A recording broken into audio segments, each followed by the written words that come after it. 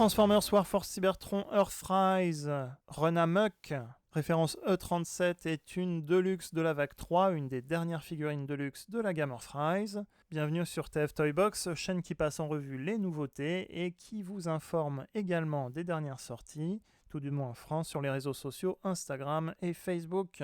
N'hésitez pas à vous abonner à la chaîne YouTube. On va commencer la revue comme d'habitude avec le packaging, l'historique du personnage, le mode robot, la transformation, le mode véhicule et on fera quelques comparatifs. On parlera également du concept de fanvote. Le sommaire est en description de cette vidéo si vous voulez sauter un chapitre. Mais tout de suite, le packaging. Notre Battlemaster Run Amok se présente en mode robot dans son packaging habituel vert et noir car ça se passe dans l'espace pendant le voyage de l'arche. On a notre nom Run Amok sur le côté, la référence E37, le logo War for Cybertron Trilogy Earthrise et les logos habituels Transformers.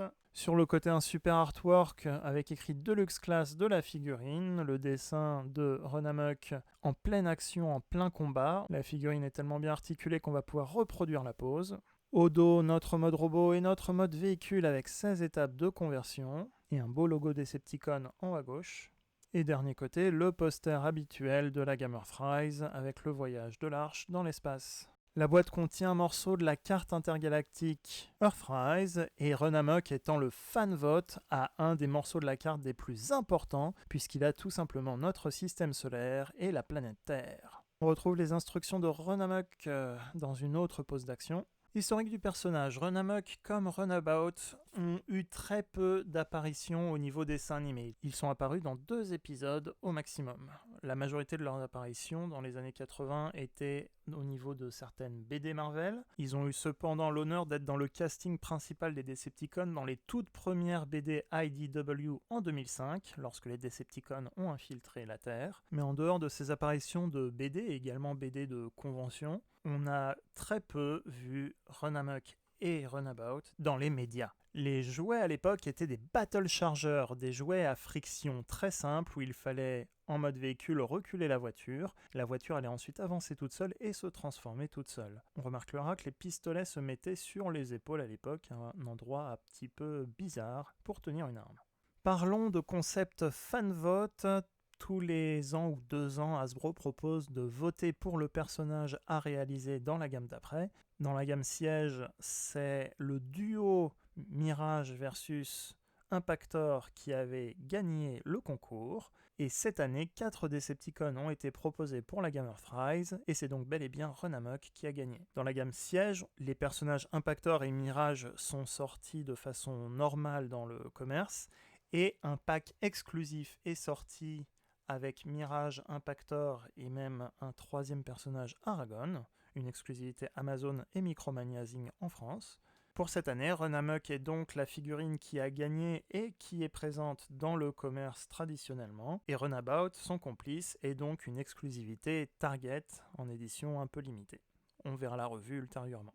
Run Amok a donc le look du Battle Charger qu'on a l'habitude de voir dans les dessins animés et les BD, même s'il n'est pas apparu beaucoup de fois. Il est masqué tel un gangster, et il n'a pas beaucoup de couleurs comme on le voit à la caméra ici. Run Amok, comme son compagnon Runabout, était un Battle Charger, c'est-à-dire que en termes de jouet, c'était une voiture à friction, il fallait reculer la voiture pour qu'elle parte en avant toute seule et se transforme toute seule. Mais le jouet était beaucoup plus simplifié. Là, on a une figurine qui est très bien articulée, mais qui a quelques défauts, je pense, au niveau de la peinture, en tout cas. Pour l'exposition, la figurine est quand même chouette. On a pas mal de détails sculptés sur les côtés. On verra l'arrière des pieds, qui est notamment un bel hommage au jouet G1.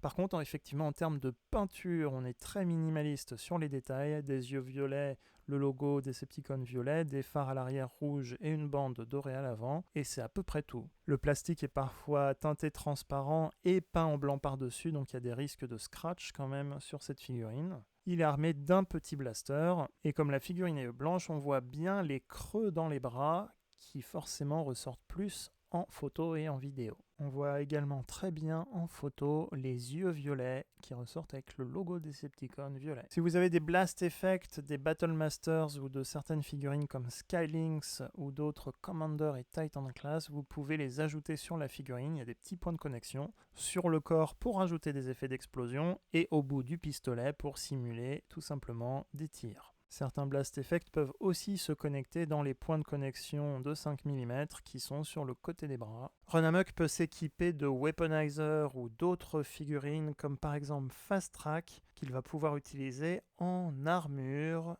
ou autres équipements supplémentaires. Côté articulation, on retrouve les articulations habituelles, chevilles, genoux, cuisses et bras, mais on sent qu'au niveau de la taille, il y a des problèmes de construction ou de peinture, mais on sent que les jambes ne s'alignent pas forcément correctement, bien droites, et c'est un problème commun sur ces figurines. Côté bras, articulation, on a les épaules, le coude, les mains ne peuvent pas pivoter, elles peuvent se plier vers l'intérieur par la transformation, et la tête peut bien sûr tourner. Tout comme la taille, bien sûr. Je ne suis pas le seul à m'être fait la réflexion, mais il y a une sorte de visage qui est sculpté au niveau du pantalon à l'avant de la figurine. Et vraiment, j'ai pas l'esprit mal tourné, ou sinon on est plusieurs à avoir l'esprit mal tourné. Mais il y a une sorte de visage avec des yeux et un nez, un petit easter egg d'un des designers, on ne sait pas, mais c'est du détail plutôt atypique. Vous voulez reproduire le look de la figurine de 87 génération 1 ? Eh bien pas de problème, Hasbro a rajouté 2 points de connexion sur les épaules, sur le dessus, que les autres figurines n'ont pas. On a donc le look qu'on va pouvoir reproduire. Hasbro a même rajouté des fausses roues à l'arrière au niveau des pieds, qui permettent notamment d'imiter le look, mais en plus qui assurent une meilleure stabilisation de la figurine. Je peux vraiment le pencher vers l'arrière. Il ne va pas tomber. On regarde en détail la vraie roue avant de la voiture et la fausse roue arrière en plastique noir, donc qui a été ajoutée juste pour imiter le look des Battle Chargers Génération 1. Pour ceux qui se le demandent, les autres roues sont stockées à l'arrière, au niveau du capot arrière de la voiture. Donc une chouette figurine, mais j'ai quand même des doutes sur les articulations des jambes, des genoux, qui n'ont pas l'air super solides, et la peinture blanche qu'on pourrait scratcher si on ne fait pas attention. Comparaison avec les autres Deluxe Decepticon Earthrise classiques, on a à droite Airwave de la vague 2, et on a à gauche Fast Track de la vague 3. En Deluxe. Comparaison avec le quintesson Voyager Class en termes de taille et aussi le Helicon à droite qui est une Deluxe de la vague 2, qui est une petite Deluxe en mode alligator et même en mode robot. Run Amok est plutôt d'une taille normale classique. Comparaison avec les Decepticon Voyager Class de cette année, Snapdragon à gauche et Megatron à droite. Enfin, comparaison avec Exhaust, qui est un Decepticon ou plutôt un mercenaire et qui est aussi une voiture de luxe de la gamme Select. Pareil, ils font la même taille. On passe à la transformation, on va enlever le pistolet. Donc vous allez voir, pour bien le transformer, il y a beaucoup d'alignements de panneaux. On va commencer par plier les poignets, les poings dans les bras. On va tourner, faire pivoter la taille. On va enclipser ensemble les jambes au niveau de l'avant de la voiture. Pensez à bien aligner votre mode véhicule à ce moment-là. On va faire pivoter au niveau des genoux les cuisses pour les rentrer au niveau de la voiture. Pour bien, encore une fois, aligner les différents panneaux. On va ensuite replier l'avant du véhicule, les roues, les fausses roues vont se loger derrière la carrosserie du véhicule. Attention à bien aligner, encore une fois, c'est là où les parties de Run Amok restent pas forcément correctement à plat et correctement alignées. On pivote la tête vers l'avant et on ouvre le capot avant. On va plier la tête pour la rentrée. On referme le panneau. On va ouvrir et faire pivoter le panneau arrière de la voiture, la partie du coffre. Encore une fois, je ne sais pas si c'est à cause de la peinture ou des articulations, mais c'est très solide pour moi pour ouvrir, donc il faut faire attention. Les parties étant fines, il ne faut pas le casser non plus. On va replier les bras au niveau des épaules. Alors on va rouvrir légèrement le panneau avant pour rehausser les bras. On va aligner les bras le long du corps, il faut que les 2 points de connexion des épaules soient visibles sur le dessus. Il y a des petits picots, on va emboîter les morceaux de la carrosserie ensemble, et c'est là qu'il faut être sûr de bien tout aligner correctement. Le capot, le dessus de la voiture va pouvoir se détacher et pivoter vers l'avant, donc on va rabattre cette partie à l'avant du véhicule, comme ceci. Avant aussi d'emboîter tout le dessus de la voiture, on va lever le capot et déployer les roues arrière. On va ensuite tout aligner, avancer le capot à l'avant et on s'assure de tout aligner et tout emboîter correctement. Ce qui n'est pas tout le temps évident à cause soit de la construction ou de la peinture blanche utilisée dans certaines parties du corps. Voilà, là on a tout qui est correctement aligné. On a le dessus donc de notre voiture toute blanche avec un autre logo Decepticon. Et l'alignement de la transformation, ça se joue vraiment au millimètre pour cette figurine.